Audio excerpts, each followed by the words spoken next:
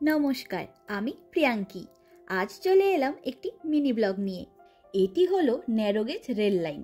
এটাকে বুদাপেস্টের children's railway বা line 7 বলে। এই ট্রেন লাইন কভার করে বুদা পাহাড়ের টোটাল 11.2 কিলোমিটার লম্বা যাত্রাপথ। সেই যাত্রাপথের সৌন্দর্য উপভোগ করবার সুযোগ পেতে চলেছি আমরা আজ প্রথম। আগে এর নাম ছিল পায়োনিয়ার। এই রেলওয়েতে ট্রেন ড্রাইভার ছাড়া বাকি সব রকম কাজে 10 থেকে 14 বছরের বাচ্চারা নিযুক্ত থাকে।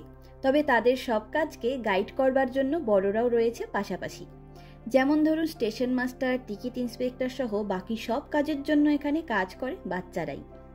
সত্যি বলছি, বুদাপেস্ট শহরটি শহুরে গোলযোগের সাথে সাথেই নিজের মধ্যে যে কত রকম সৌন্দর্য লুকিয়ে রেখেছে তা শুধু লোকাল লোকেরাই অনুভব করতে পারে।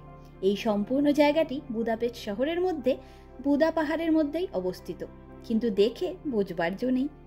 1947 সালে প্রথম সিদ্ধান্ত নেওয়া হয় যে বাচ্চাদের দ্বারা রেল লাইন চালানো হবে, যার জন্য হাঙ্গেরির নানা জায়গায় নমিনেটেড হয়েছিল, যেমন গদল্লো, মার্গারেট আইল্যান্ড, নেপ্লিগেত।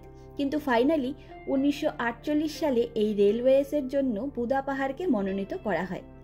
1948 সালে কনস্ট্রাকশন এর কাজও শুরু হয়েছিল এবং ওই বছরই ট্রেন চলাচল শুরু হয়েছিল।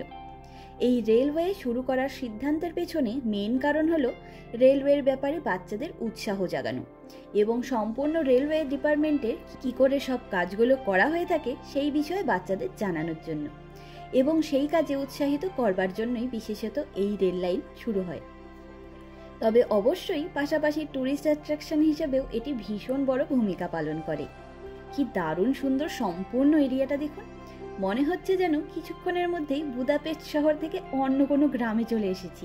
এখন তো পাতা ঝরার মরশুম, তবুও এই পাহাড়ের পথ দিয়ে এগিয়ে চলতে বেশ রোমাঞ্চকর অনুভূতি হচ্ছে। চারিদিকের প্রায় সব গাছের পাতারাই এখন মাটির মধ্যে লুটোপুটি খাচ্ছে, কিন্তু এই রঙিন পাহাড় আমাদের মনকে ভীষণ আকর্ষণ করছে। আমাদের ঘরের ব্যালকনি থেকে রোজ যেই পাহাড়গুলো আমরা দেখি, আজ সেই পাহাড়গুলোর মধ্যেই আমরা দাঁড়িয়ে রয়েছি। চলুন আজ তবে গল্পের ঝুড়ি গুছিয়ে নিই। দেখা হবে, গল্প হবে পরের একটি ভিডিওতে খুব তাড়াতাড়ি। আমার এই ভিডিওর কন্টেন্টটি আপনাদের ভালো লাগলে এর মূল ব্লগটি দেখবার অনুরোধ রইল। আজকের ভিডিওটি এখানেই শেষ করছি। সকলে ভালো থাকবেন, সুস্থ থাকবেন, আনন্দে থাকবেন। নমস্কার।